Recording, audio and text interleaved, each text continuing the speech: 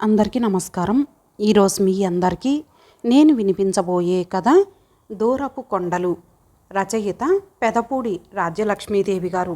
ఇక కథలోకి వెళితే, ఏమేవ్ అబ్బాయి దగ్గర నుంచి ఉత్తరం వచ్చిందేవ్ అన్నాడు Dasharatha Ramayya air mail cover చింపబోతూ.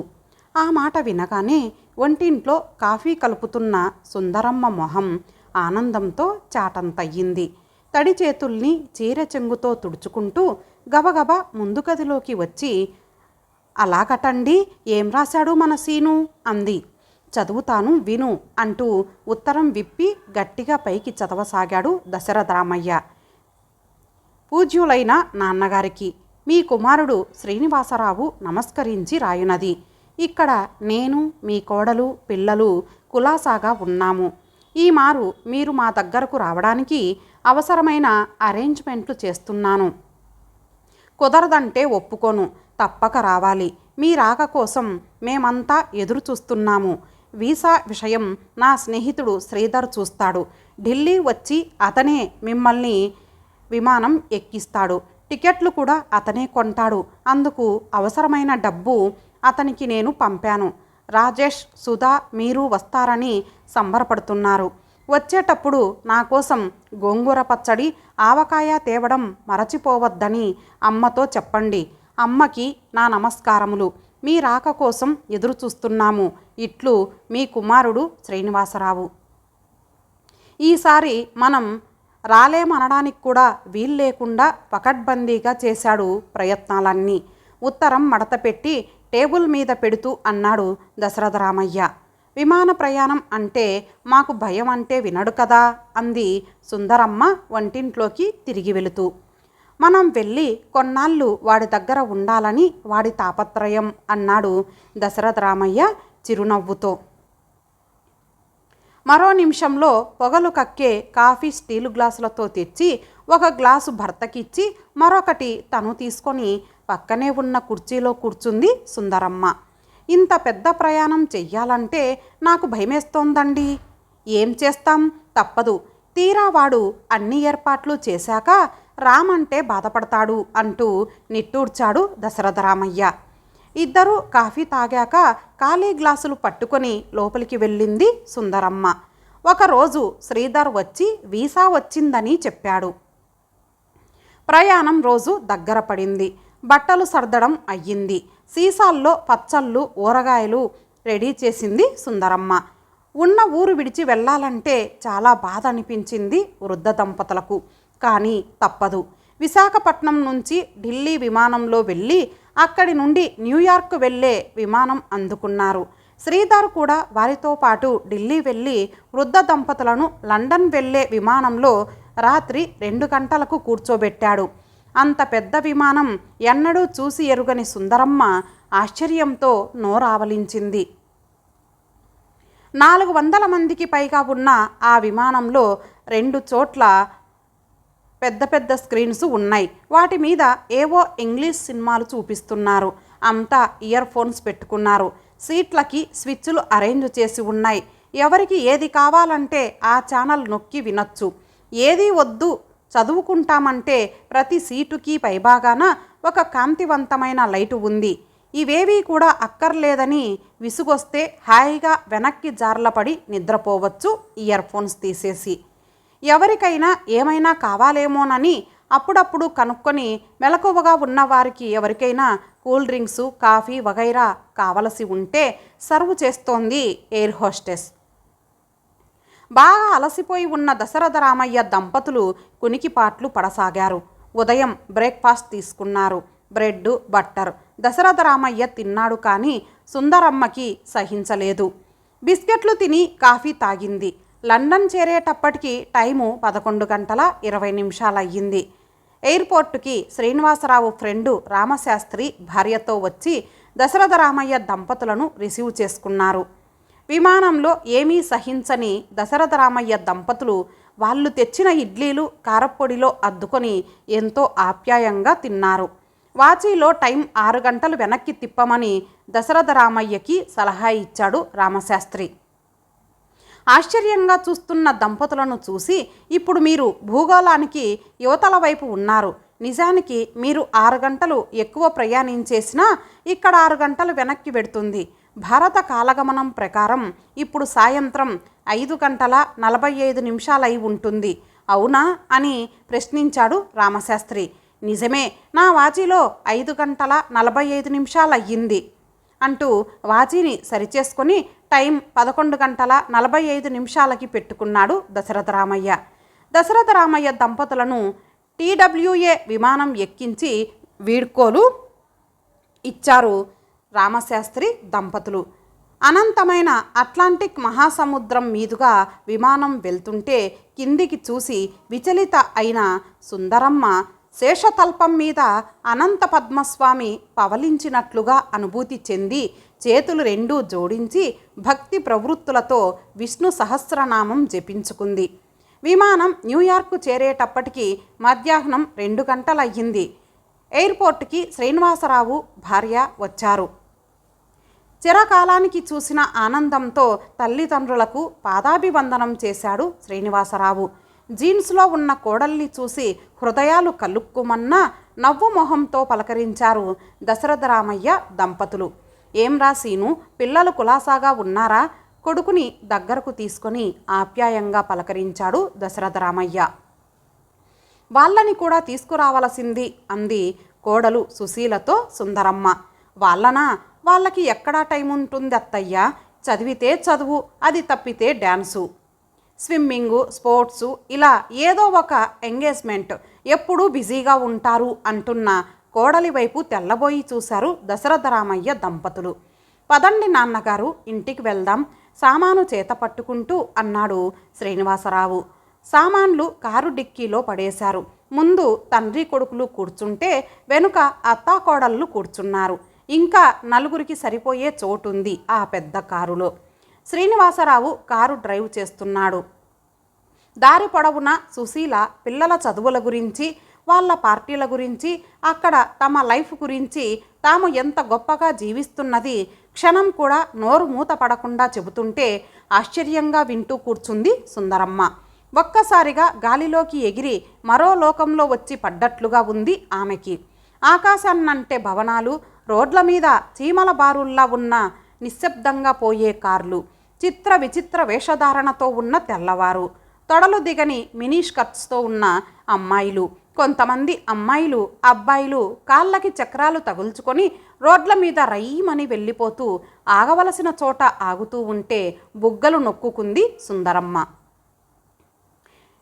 East 10th స్ట్రీట్లో ఉన్న హైరైజ్ బిల్డింగ్లో 7వ అంతస్తులో ఉంటున్నాడు శ్రీనివాసరావు. బిల్డింగ్ ముందు కారు ఆగింది. సామాన్లు కిందికి దింపి అంతా దిగాక కారుని తీసుకువెళ్ళి గారేజ్లో పార్కు చేసి వచ్చాడు శ్రీనివాసరావు. అంతా కలిసి లిఫ్టులో పైకి వెళ్ళారు. వీళ్ళు వెళ్ళేసరికి రాజేష్ సోఫాలో జార్లపడి ఏదో తింటూ వీడియో చూస్తున్నాడు. సుధా పియానో వాయించుకుంటోంది. పెద్దవాళ్లను చూసి ఇద్దరు గుడ్ ఆఫ్టర్నూన్ చెప్పారు. అంతా సోఫాలో కూర్చున్నారు. సుధా ఎంత ఎదిగిపోయింది, ఆశ్చర్యంగా అంది సుందరమ్మ. పెద్ద పెద్ద కళ్ళతో తెల్లగా నాజూకుగా ఎదిగిపోయిన మనమరాలిని చూస్తూ పియానో ముందు నుంచి లేచి సుధా మమ్మీ దగ్గరికి వచ్చింది. మీరు దాన్ని చూసి 6 సంవత్సరాలు అవుతోంది కదా అత్తయ్య అంది సుశీల. 6 సంవత్సరాల క్రితం ఒకసారి శ్రీనివాసరావు కుటుంబంతో ఇండియా వెళ్ళి వచ్చాడు.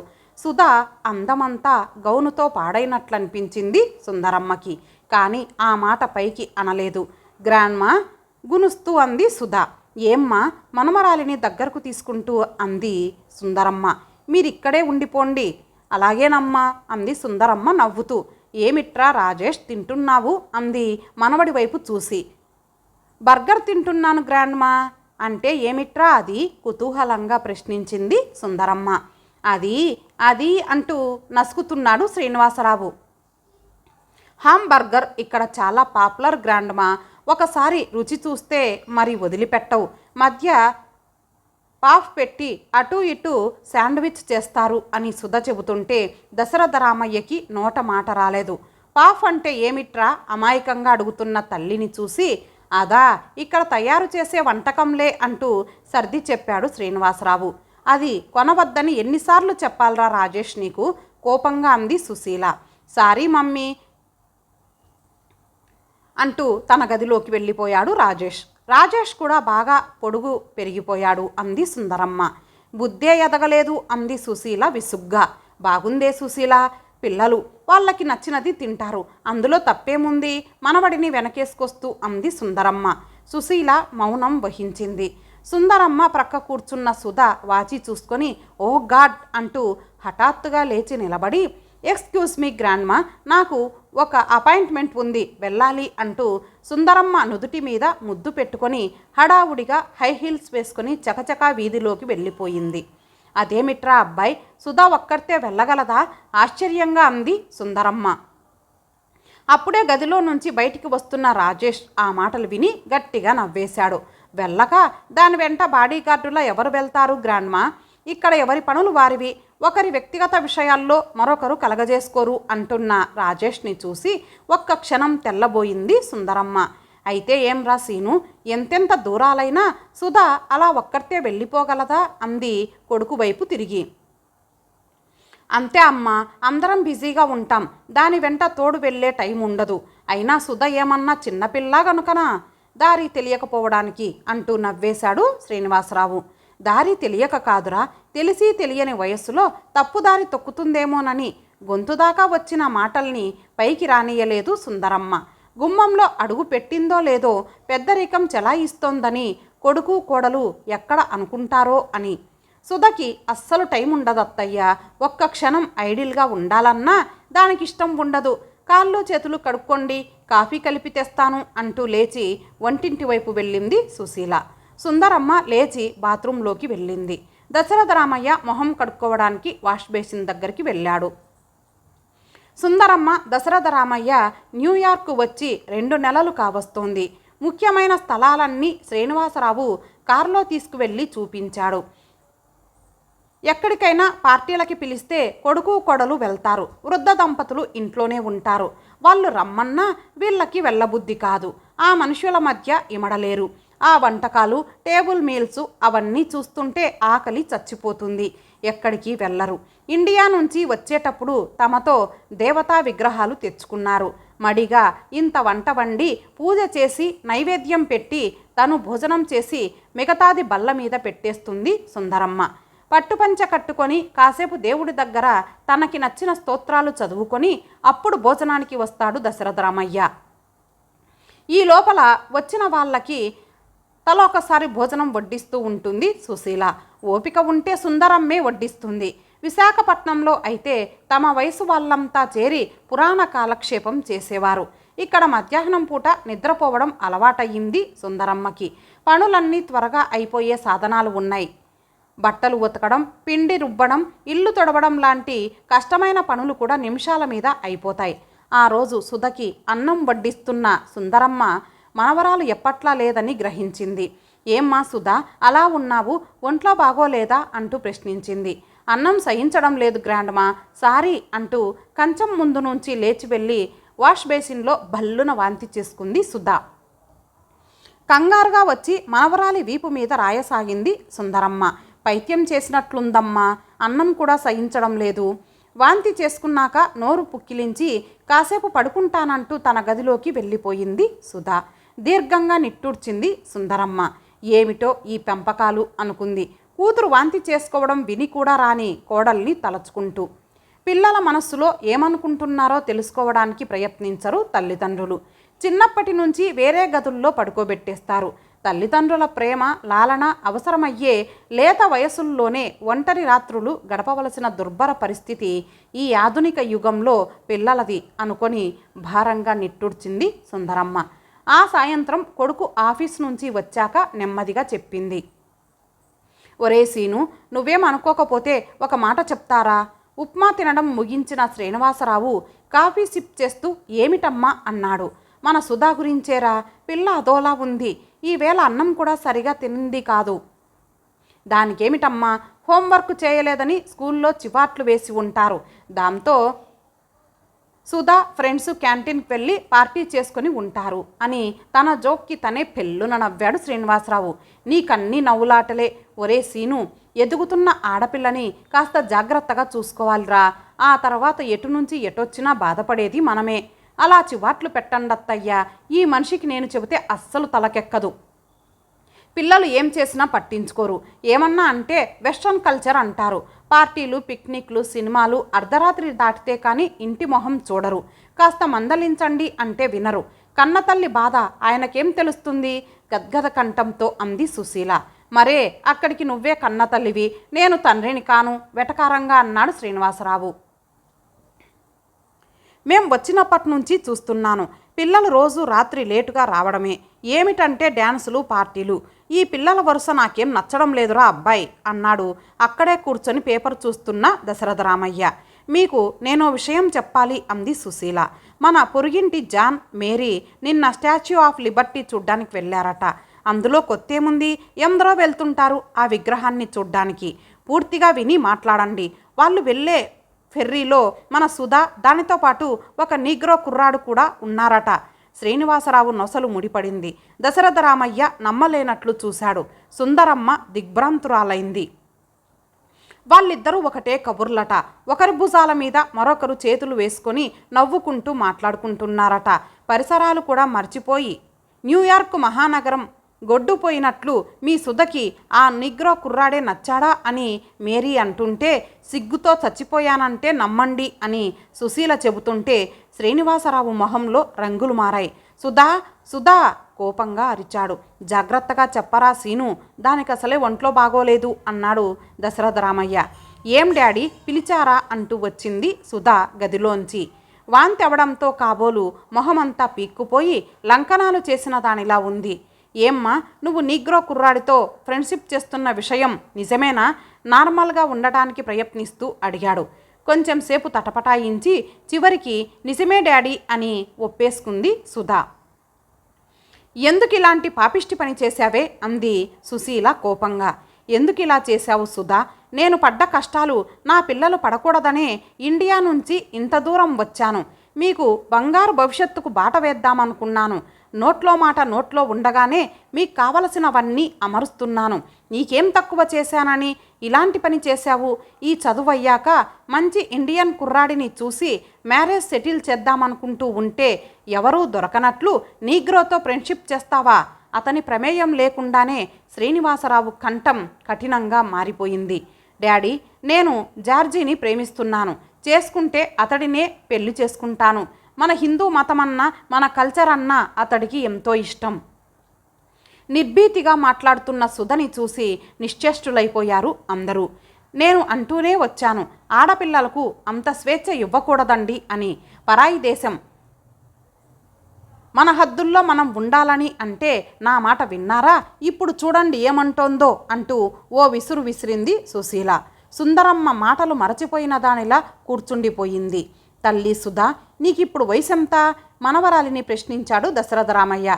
మొన్నీ మధ్యే 15 వెళ్ళింది కన్నీళ్లు తుడుచుకుంటూ అంది సుశీల. 16 ఏళ్ల ఆడపిల్లకి రావలసిన ఆలోచనలు కావమ్మా సుధా ఇవి. పాశ్చాత్య నాగరికత వల్ల మీలో వస్తున్న మార్పులు కానీ నీకు ఆ అబ్బాయికి మధ్య ఉన్న అనుబంధం, అన్న మీద చెల్లెలికి ఉండే అభిమానం, లేత వయసులో ఒకరి మీద ఒకరికి ఏర్పడ్డ స్నేహానికి ప్రేమ అని పేరు పెట్టి తుచ్చకామంతో కలుషితం చెయ్యకూడదు తల్లి అనునయంగా అన్నాడు దశరథరామయ్య. దెబ్బతిన్నట్లుగా చూసింది సుధా. కాదు గ్రాండ్ఫా, మాది అన్నా చెల్లెళ్ళ అనుబంధం కాదు. మేమిద్దరం పెళ్లి చేసుకుందాం అనుకుంటున్నాం. ఎంత ధైర్యమే నీకు? గొంతు చించుకొని అరిచింది సుశీల. ఆ అబ్బాయి ఏం చేస్తున్నాడు? ప్రశ్నించాడు దశరథరామయ్య. నాకు 1 సంవత్సరం సీనియర్. ఇప్పుడు పెళ్లి చేసుకుంటే ఎలా బ్రతకాలనుకుంటున్నారు? ఎలాగోలా బ్రతకలేకపోము గ్రాండ్ఫా. ఈ పెళ్లి జరిగితే నీకు ఈ ఇంట్లో స్థానం లేదు. కోపంతో ఉగ్రుడయ్యాడు శ్రీనివాసరావు. తండ్రి మాటలకు వెంటనే రియాక్ట్ అయ్యింది సుధా. పెద్దలు వద్దనేసరికి మనసుని చంపుకొని మరొకడి చేత మెడలో తాళి కట్టించుకునేటందుకు నేనేం భారతదేశంలో పెరగలేదు డాడీ. అమెరికన్ అమ్మాయిలా పెరిగాను. అలాగే ఆలోచిస్తాను. నాకు ఆత్మవిశ్వాసం ఉంది. ఎలాగో అలా బ్రతకలేకపోము. నా మాట విని ఆ నీగ్రో కుర్రాడి స్నేహం మానవే. ఏ ఇండియన్ కుర్రాడితోనో ఫ్రెండ్షిప్ చేయి అంది సుశీల. సుధా మారు మాట్లాడకుండా తన గదిలోకి వెళ్ళిపోయింది. ముఖ్యమైన సామాన్లు సర్దుకొని పెట్టె చేత పట్టుకొని వచ్చింది. మీ మాట ప్రకారమే నేను వెళ్ళిపోతున్నాను డాడీ. ఎక్కడికి? తెల్లబోతు అన్నాడు శ్రీనివాసరావు. జార్జీ దగ్గరికి స్థిరంగా సమాధానం ఇచ్చింది సుధా. నీకేమన్నా బుద్ధి ఉందా లేదా? అమెరికన్లు కూడా హీనంగా చూసే నీగ్రోని పెళ్లి చేసుకుంటానంటావా? మైనారిటీ తీరని నిన్ను ఎత్తుకెళ్లాడని వాడి మీద కేసు పెడతాను కోపంగా అన్నాడు శ్రీనివాసరావు. మీ అమ్మాయి క్షేమం కోరేవారైతే ఆ పని చెయ్యకండి. జార్జి రూపం నాలో పెరుగుతోంది. మమ్మల్ని విడదీయాలని చూడకండి. బై బై పెట్టె చేత పట్టుకొని అపార్ట్మెంటు తలుపు తెరుచుకొని వెళ్ళిపోయింది సుధా. అమ్మాయి అలా వెళ్ళిపోతుంటే ఆపరేమండి ఏడుస్తూ అంది సుశీల. మనం లెక్కలేనట్లుగా అంత పొగరుగా వెళ్ళిపోతుంటే ఏమనను? నాకేనా అంత పౌరుషం లేనిది అంటూ పేపర్ మొహానికి చాటు చేసుకున్నాడు శ్రీనివాసరావు. జరిగిన సంఘటనతో వృద్ధ దంపతులు కృంగిపోయారు. ఇంట్లో శ్మశాన నిశ్శబ్దం ఆవరించుకుంది. ఆ రోజు రాత్రి రాజేష్ లేటుగా వచ్చాడు. దగ్గరికి వస్తే విస్కీ వాసన గుప్పుమంటోంది. ఏంరా రాజేష్, తాగి వచ్చావా అంది సుందరమ్మ బాధగా. సుధా చూడరా ఎంత పని చేసిందో. నీగ్రో కుర్రాడిని పెళ్లి చేసుకుంటానని వెళ్ళిపోయింది. మంచి పని చేసింది. నచ్చిన వాడిని చేసుకోవడంలో తప్పు లేదు గ్రాండ్మా. ముద్ద ముద్దగా వస్తున్నాయి మాటలు. మంచి పని చేసిందా? ఏం మాటలురా రాజేష్? నువ్వు కూడా ఏ నీగ్రో పిల్లను కట్టుకుంటానంటావేమిటి అంది సుందరమ్మ బాధతో. అంత నాస్టీ పని చెయ్యను గ్రాండ్మా. ఈవేళ పార్టీలో రోజలిన్ నాతో డ్యాన్స్ చేసింది. She is marvellous. అంత అందం ఎప్పుడూ చూడలేదు అంటూ గదిలోకి పోయి బూట్లైనా విప్పుకోకుండా మంచం మీద అడ్డంగా పడిపోయాడు. సుందరమ్మ కంగారుగా సుశీల దగ్గరికి వెళ్ళింది. మంచం మీద పడుకొని కునికిపాట్లు పడుతున్న కోడల్ని లేపి, సుశీల సుశీల, ఈ ఇంటికేదో శని పట్టబోతోందే. సుధకి పట్టిన దయ్యమే రాజేష్కి కూడా పట్టబోతోందే అంది కన్నీళ్లతో. అత్తయ్య, మీ అబ్బాయి పిల్లలకి స్వేచ్ఛ ఇచ్చారు. వాళ్ళు అలా తయారయ్యారు. ఆడవాళ్ళం మనమేం చేస్తాం చెప్పండి, బాధపడటం తప్పించి అంది సుశీల. సుధా ఎందుకిలా ప్రవర్తించింది? అసలు సుధకు ఇంత ధైర్యం ఎలా వచ్చింది? పెంపకంలో దోషమా లేక పాశ్చాత్య నాగరికతా ప్రభావమా అన్న ప్రశ్నలు ఆ వృద్ధ దంపతులని వేధించసాగాయి. అమెరికాలో పెరగబట్టి సుధా ఇలా ప్రవర్తించింది. ఇదే భారతదేశంలో అయితే ఆడపిల్ల ఎప్పుడూ తనంత తాను ధైర్యం చెయ్యలేదు. తల్లిదండ్రుల నిర్ణయానికి కట్టుబడి ఉంటుంది కానీ అని సుందరమ్మ దశరథ రామయ్యల నమ్మకం. సుధ ఇంట్లోంచి వెళ్ళిపోయాక వృద్ధ దంపతులు మెంటల్గా షాక్ అయ్యారు. శ్రీనివాసరావు సంగతి చెప్పనక్కర్లేదు. పైకి గంభీరంగా ఉంటున్నాడే కానీ నలుగురు అనే మాటలు అతన్ని కృంగదీస్తున్నాయి. ఒకనాడు శ్రీనివాసరావు ఇంటికి అతని స్నేహితుడు రామ్మూర్తి వచ్చాడు ఫ్యామిలీతో. అతనికి ఒక్కర్తే కూతురు రజని అని. కాఫీ పలహారాలు అయ్యాక మాటల సందర్భంలో తాము వచ్చే నెల ఇండియా వెళ్తున్నామని, రజనికి సంబంధం స్థిరపడిందని చెప్పారు రామ్మూర్తి దంపతులు. ఆశ్చర్యపోయారు శ్రీనివాసరావు భార్య. అలాగా, చాలా సంతోషం. ఇంతకీ వరుడు ఏం చేస్తున్నాడు అని ప్రశ్నించాడు శ్రీనివాసరావు. ఢిల్లీలో స్టేట్ బ్యాంక్లో ఆఫీసర్గా చేస్తున్నాడు. ఈ సంబంధం మా బావమరిది ద్వారా కుదిరింది. అమ్మాయి ఫోటో చూసి ఇష్టపడ్డారు. కేవలం ఫోటో చూసి ఇష్టపడ్డారా?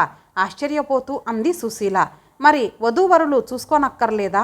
1000 మైళ్ళ దూరంలో ఉంటే అవన్నీ ఎలా కుదురుతాయమ్మా అన్నాడు రామ్మూర్తి. వాళ్ళది మంచి కుటుంబం. పిల్లవాడు బుద్ధిమంతుడు. మా బావమరిది రాశాడు. డౌరీ ఏమన్నా ఉందేమిటి ప్రశ్నించాడు శ్రీనివాసరావు. మాకు ఒక్కర్తే అమ్మాయి కదా, మా తర్వాత అంతా దానిదే. ప్రస్తుతానికి లోపాయకారిగా 5 లక్షలు అల్లుడికిస్తున్నాము. 5 లక్షలు కట్నమా? ఆశ్చర్యంగా అన్నాడు శ్రీనివాసరావు.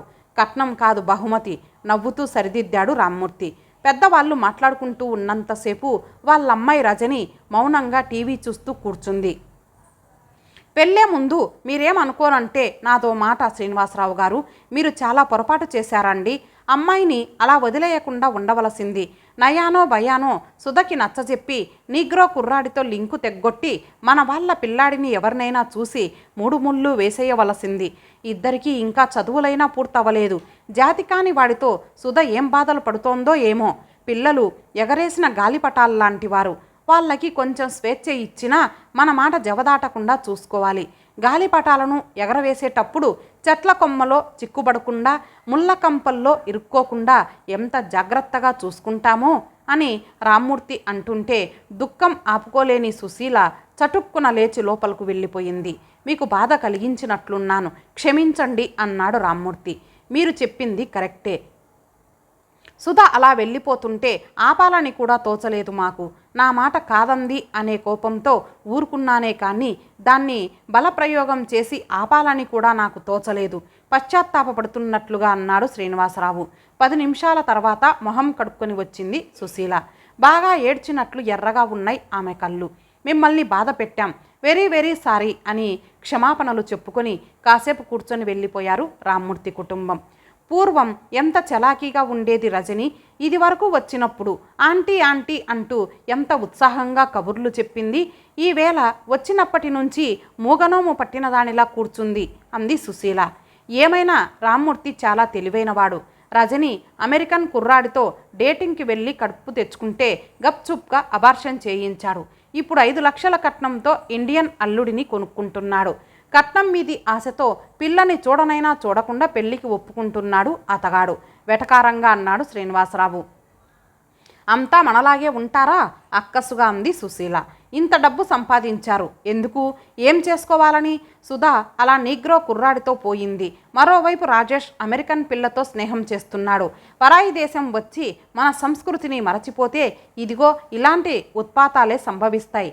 సరైన మార్గాలు లేక ఎంత గొప్ప స్థితికి వస్తేనేమిటి, ఎంత డబ్బు సంపాదిస్తేనేమిటి? భార్య మాటలు చెవుల్లో గింగురుమంటుంటే ఆ రాత్రి శ్రీనివాసరావుకి నిద్రమాత్రలు మామూలు కన్నా ఎక్కువ మోతాదు అవసరమయ్యాయి. ఇంట్లో అందరికీ రోజులు భారంగా గడుస్తున్నాయి. రాజేష్కి మాత్రం కాదు. అతని మధ్య చాలా ఉల్లాసంగా ఉంటున్నాడు. ఇంట్లో ఉన్నంతసేపు టేప్ రికార్డర్ లేదా రేడియోగ్రామ్ అలా మోగుతూనే ఉంటాయి. ఏ పని చేస్తున్నా అతడు ఏదో వెస్ట్రన్ ట్యూన్ హమ్ చేస్తూనే ఉంటాడు. ఇక వీధిలోకి వెళితే ఇయర్ ఫోన్స్ ఎప్పుడూ చెవుల్ని అంటిపెట్టుకునే ఉంటాయి. మాట్లాడినప్పుడు కూడా డిస్కో చేస్తున్నట్లు కాళ్ళు చేతులు ఊపుతూనే ఉంటాడు. రాజేష్కి బుద్ధి చెప్పాలని, మంచి మార్గాన పెట్టాలని ప్రయత్నించారు దశరథరామయ్య దంపతులు. కానీ లాభం లేకపోయింది. చలికాలం ప్రవేశించింది. హడ్సన్ రివర్ గడ్డ కట్టుకుపోయింది. రివర్ మీద ఒకనాడు స్కేటింగ్కి వెళ్ళిన శ్రీనివాసరావు అప్పటికే అక్కడ స్కేటింగ్ చేస్తున్న కొడుకుని, అతనితో పాటు ఉన్న అమెరికన్ అమ్మాయిని చూశాడు. అంతులేని ఆనందంతో నవ్వుతూ తుళ్ళుతూ జీవితానందానికి ప్రతినిధుల్లా ఉన్న ఆ యువ జంటని చూసి హృదయంలో ముళ్ళు దిగబడినట్లయిన శ్రీనివాసరావు గిరుక్కున వెనుదిరికి వెళ్ళిపోయాడు. ఆ రాత్రి తండ్రికి కొడుక్కి మధ్య పెద్ద గొడవ అయ్యింది. అసలే కూతురు చేసిన గాయంతో కుతకుతలాడుతున్న శ్రీనివాసరావు కొడుకు అమెరికన్ అమ్మాయితో ఫ్రెండ్షిప్ చేయడం చూసి అగ్గి మీద గుగ్గిలం అయిపోయాడు. ఆ పిల్లకి నీకు ఏమిటి సంబంధం? నిజం చెప్పు, ఉత్త స్నేహమేనా లేక అంటూ నిలదీశాడు కొడుకుని. ఉత్త స్నేహం కాదు డాడీ, మాది గట్టి స్నేహమే, కానీ ఇనుము మాత్రం కాదు. మా స్నేహంలో స్వీట్ ఫ్రాగ్రాన్స్ మిళితమై ఉంది డాడీ. ఈ అనుభూతి కొత్తది, ఇదివరకెన్నడూ అనుభవానికి రానిది. రోజలిన్తో స్నేహం నా జీవితానికి కొత్త అర్థాలు చెబుతోంది, కొత్త విలువలను ఆపాదిస్తోంది. రోజలిన్ నా కోసమే పుట్టిందనిపిస్తోంది. Really daddy, I love her. మాట పూర్తయిందో లేదో రాజేష్ చెంప చెల్లుమంది. చెంప చేత్తో పట్టుకొని తండ్రి వైపు కన్నీళ్లతో చూశాడు రాజేష్. ఈడియట్, మన సంస్కృతి ఏమిటి, మన సంప్రదాయం ఏమిటి? విదేశంలో ఉన్నంత మాత్రాన పులిని చూసి నక్క వాత పెట్టుకున్నట్లు ప్రవర్తిస్తావా? మన మతాన్ని మరచి ఆ క్రిస్టియన్ పిల్లతో స్నేహం చేస్తావా? గుడ్లెర్ర చేసి కోపంతో ఉరిమాడు శ్రీనివాసరావు. చేస్తే తప్పేమిటి డాడీ? అందరిలోనూ ప్రవహించేది ఒకటే రక్తం అయినప్పుడు భాషలు వేరైనంత మాత్రాన వాళ్ళు మాత్రం మనుషులు కారా? వాళ్ళలో ప్రవహించేది రక్తం కాదా? మానవులంతా ఒకటి కాదా? రోజలిన్ ఎంత స్వీట్ గర్లో నువ్వొకసారి మాట్లాడితే తెలుస్తుంది ఉక్రోషంతో అన్నాడు రాజేష్. యూ రాస్కెల్, మళ్ళీ అదే మాట. ఏం, సుధా నీగ్రో కుర్రాడితో వెళ్ళిపోతే లేని తప్పు నేను అమెరికన్ అమ్మాయిని చేసుకుంటానంటే వచ్చిందా? ఇంత చదువు చదివి విదేశాలు వచ్చి ఏం లాభం డాడీ? మానవులంతా ఒక్కటే అన్న ఇంగిత జ్ఞానం మీలో లేకపోయాక నా రోజలిన్ కళ్ళలో నాకు డివైన్ లవ్ కనిపిస్తుంది. మిమ్మల్నందరినీ అయినా వదులుకునేందుకు సిద్ధపడతాను, కానీ రోజలిన్ లేనిది బ్రతకలేను. చిన్నపిల్లైనా సుధా నాకు దారి చూపించింది. మానవత్వం కరువైన ఈ ఇంట్లో మరొక్క క్షణం కూడా ఉండను అంటూ తన గదిలోకి వెళ్ళి పెట్టె సర్దుకుంటున్న రాజేష్ని తల్లి మామ్మ బ్రతిమాలసాగారు. దశరథరామయ్య కూడా వెళ్ళి మనవడికి సర్ది చెప్పడానికి ఎంతో ప్రయత్నించాడు. కానీ లాభం లేకపోయింది. రాజేష్ ఎవరి మాట వినలేదు. చిన్నప్పటి నుంచి నేను అమెరికన్ బాయ్లాగా పెరిగానే కానీ ఇండియన్ బాయ్లా పెరగలేదు. చిన్నప్పటి నుంచి సెల్ఫ్ రెస్పెక్ట్తో పెరిగిన నన్ను ఈవేళ డాడీ చెంపదెబ్బ కొట్టి అవమానించారు. నాకు అవమానం జరిగిన ఈ ఇంట్లో మరొక్క క్షణం కూడా ఉండలేను. Forgive me mummy, forgive me grandpa, forgive me grandma అంటూ పెట్టె పట్టుకొని చెరచెర ఇంట్లోంచి బయటికి వెళ్ళిపోయాడు రాజేష్. తల కొట్టుకుంటూ ఏడవసాగింది సుశీల. కాళ్ళల్లోని సత్తువంతా ఎవరో లాగేసినట్లు కూలబడిపోయి గుండె చేత్తో పట్టుకొని మూలగసాగాడు దశరథరామయ్య.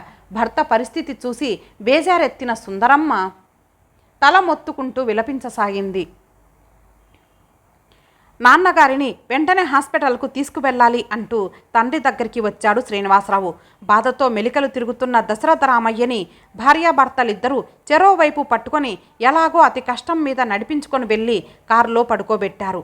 ముందు సీట్లో శ్రీనివాసరావు భార్య కూర్చున్నారు. హాస్పిటల్ వైపు కారుని హై స్పీడులో పోనిచ్చాడు శ్రీనివాసరావు. వెనక సీట్లో భర్త కాళ్ళ దగ్గర కూర్చున్న సుందరమ్మ మాటి మాటికి మంగళసూత్రాలు కళ్ళకద్దుకుంటూ ఏడుస్తోంది. భర్త బతికితే 7 కొండల వాడికి నిలువు దోపిడీ ఇస్తానని మొక్కుకుంది. మామగారి బాధ, అత్తగారి దుఃఖం చూసి సుశీలకి కూడా కళ్ళు చెమర్చుతున్నాయి. హాస్పిటల్ ముందు ఆగింది కారు. శ్రీనివాసరావు వేగంగా వెళ్ళి పెద్ద డాక్టర్ని కలుసుకుని విషయం చెప్పాడు. చకచక ఏర్పాట్లు జరిగాయి. దశరథరామయ్యని స్ట్రెచర్ మీద పడుకోబెట్టి లోపలికి మోసుకుపోయారు. ఈసీజీ తీసి టెస్టులు చేయగా తేలింది అతనికి వచ్చింది హార్ట్అటాక్ అని. కండిషన్ చాలా సీరియస్గా ఉందని, వీలైనంత త్వరగా ఓపెన్ హార్ట్ సర్జరీ చెయ్యకపోతే ప్రాణానికే ముప్పు అని చెప్పారు డాక్టర్లు. సుందరమ్మ భోరున ఏడుస్తూ కూర్చుంది. ఎరక్కపోయి వచ్చాము. ఈ దేశం కాని దేశంలో ఆయనకు ఏమైనా అయితే ఏం దారిరా భగవంతుడా అంటూ శ్రీనివాసరావు తల్లిని ఓదార్చాడు. అమ్మ, ఒక రకంగా మనం అదృష్టవంతులమనే చెప్పాలి. ఎందుకంటే ఓపెన్ హార్ట్ సర్జరీ ఇక్కడ ఉన్నారు కనుకనే సాధ్యమవుతోంది. ఇదే ఇండియాలో అయినట్లయితే నాన్నగారు మనకి దక్కేవారు కాదమ్మా అంటూ దశరథరామయ్యని హాస్పిటల్లో అడ్మిట్ చేసుకున్నారు. ఓపెన్ హార్ట్ సర్జరీ జరిగింది. డబ్బు నీళ్లలా ఖర్చయింది. వేలకి వేలయ్యాయి. అయితేనేం దశరథరామయ్య ప్రాణం రక్షించబడింది. కొంతకాలం హాస్పిటల్లో ఉన్నాక అతన్ని డిశ్చార్జ్ చేశారు. 6 నెలల పాటు చెకప్ చేయించుకుంటూ జాగ్రత్తగా ఉండాలన్నారు. 6 నెలలు భారంగా గడిచాయి. ఒరే సీను, ఇక్కడ ఉండలేనురా, మన దేశానికి వెళ్ళిపోతాను అన్నాడు దశరథరామయ్య. వాళ్ళని ఉండమని మరి బలవంత పెట్టలేదు శ్రీనివాసరావు దంపతులు. దశరథరామయ్య దంపతులు భారతదేశం తిరిగి వెళ్ళడానికి ఏర్పాట్లు జరిగాయి. ఆ రోజే వారి ప్రయాణం. సామాన్లు సర్దడం పూర్తయింది. అంతకు ముందు రోజు నిద్ర లేనట్లు ఏడ్చినట్లు ఎర్రగా ఉబ్బిపోయి ఉన్నాయి శ్రీనివాసరావు దంపతుల కళ్ళు. ఏంరా శ్రీను, మేం వెళ్ళిపోతున్నామని బెంగ పెట్టుకున్నారా? ఎందుకర్రా, ఈ దేశం కాని దేశంలో సంపాదించుకున్నది చాలు కానీ మన దేశం వచ్చేయండిరా. జన్మభూమిని మించినది ఈ ప్రపంచంలో లేదురా. పొలం మీద వచ్చే గింజలు తిండికి సరిపోతాయి. ఉండడానికి ఇల్లు ఉంది. ప్రశాంతంగా బతకవచ్చు అంది సుందరమ్మ బాధతో. శ్రీనివాసరావు నిట్టూర్చాడు. అమ్మ, నువ్వు పెట్టే తరవాని అన్నంలో ఆవకాయ నంచుకు తింటూ ఏ చీకు చింత లేకుండా ఉండే ఆ చిన్ననాటి రోజులు మళ్ళీ వస్తే ఎంత బాగుండును అనిపిస్తుందమ్మా. కానీ రావు. గతం ఎప్పుడూ గతమే. అదొక అందమైన కలలా మిగిలిపోతుంది. భవిష్యత్ అంతా భయంగానూ అంధకారంగానూ కనిపిస్తోంది. మెటీరియల్గా ఏదో బాగుపడిపోవాలనే తాపత్రయంతో ఇక్కడికి వచ్చి 2 చేతుల డబ్బు సంపాదించాను. కానీ మనశ్శాంతి మాత్రం దూరమైపోయింది. ఎక్కడైతే ధనం పుష్కలంగా ఉంటుందో అక్కడ భగవంతుడు ఉండలేడనే సూక్తి ఎంత సత్యం నాన్నగారు. ఒరే, నేను అడిగిన దానికి సమాధానం చెప్పకుండా తప్పించుకుంటున్నావు అంది సుందరమ్మ. అలాగేనమ్మా, కొంతకాలం పోయాక వస్తాం అన్నాడు శ్రీనివాసరావు. ఒరే సీను, ఒక మాట చెప్తాను, శ్రద్ధగా విను. మా తరం ఎలాగూ అయిపోయింది. మీ తరం వాళ్ళైనా మారే కాలంతో పాటు మారక తప్పదురా. మనస్సుని సమాధానపరుచుకొని సుధని, రాజేష్ని దగ్గరికి తీసుకోరా. నువ్వు పెద్దవాడివయ్యాక నీకు చెప్పవలసిన వాడిని కాను. పంతాలకు పట్టింపులకు పోయి ఉన్న 2 పిల్లల్ని దూరం చేసుకోకు అంటూ కొడుక్కి హితబోధ చేశాడు దశరథరామయ్య. విమానంలోకి వెళ్లే ముందు శ్రీనివాసరావు మొహం కళావిహీనమైంది. తండ్రి మాటలకు గాఢంగా నిట్టూర్చాడు. జాగ్రత్తగా వెళ్ళిరండి నాన్నగారు, చేరగానే లెటర్ రాయండి అంటూ తండ్రిని గాఢంగా కౌగిలించుకున్నాడు. కొడుకు వీపు మీద అనునయంగా నిమిరాడు దశరథరామయ్య. ఏమిటోనే సుశీల, ఎంతో ఉత్సాహంగా వచ్చాము. చేదు అనుభవాలతో తిరిగి వెళ్తున్నాము. పిల్లల్ని, అల్లుడిని, కోడల్ని పిలిపించుకోండి. మనస్సుని సమాధానపరచుకోండి. లేకపోతే చివరికి మిగిలేదేమీ ఉండదు. మీరు సంపాదించుకున్న ఈ డబ్బు, ఈ జీవితం అన్నీ వ్యర్థమే అవుతాయి. బతుక్కి అర్థమే ఉండదు అంటూ అనునయ వాక్యాలు చెబుతున్న సుందరమ్మని కౌగిలించుకొని బావురుమంది సుశీల. విమానం బయలుదేరే టైం అయింది. చివరిసారిగా వీడ్కోలు తీసుకొని విమానం వైపు నడిచి వెళ్తున్న తల్లిదండ్రులను చూస్తూ, నన్ను క్షమించండి. కొత్త జీవితంతో రాజీ పడలేని సుధ నిద్రమాత్రలు మింగి జీవితాన్ని అంతం చేసుకుంది. మాటల్లో ఉన్నంత ధైర్యం మనస్సులో లేక హార్ట్ ఆపరేషన్ అయ్యి అసలే బలహీనంగా ఉన్న మీకు, అమ్మకు ఈ దుర్వార్త చెప్పి మరింత బాధకి గురి చేయలేక ఈ చేదు నిజాన్ని నా గుండెల్లోనే సమాధి చేశాను. క్షమించండి నాన్నగారు, నన్ను క్షమించండి అంటూ కన్నీళ్లతో గొనుక్కున్నాడు శ్రీనివాసరావు. ఇంతటితో ఈ కథ సమాప్తం. మరలా మరొక మంచి కథతో కలుద్దాం. అంతవరకు సెలవు. నమస్తే.